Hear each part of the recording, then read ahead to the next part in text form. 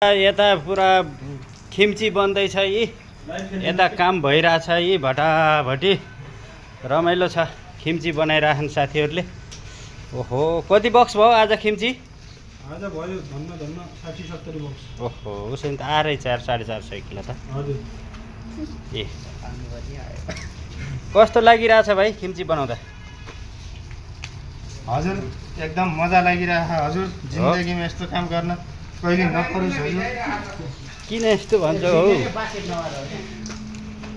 के छ भेजु राम्रै लागिरहेछ सर तपाईँलाई? निकाल्यो कि भेजु ठिक छ? एकदम दामी हो ए अर्को पनि दिएछौँ है ल भटाभट। ओ भाइ अरू गलप थिएन? भयो ठुलै लगाऊ त तिमीले त। गलप एउटा अलि कम पर्यो अँ। खगले यसो निकाल्नु पर्यो के निचारेर भ्यायो तिमीले गयो? ए नानी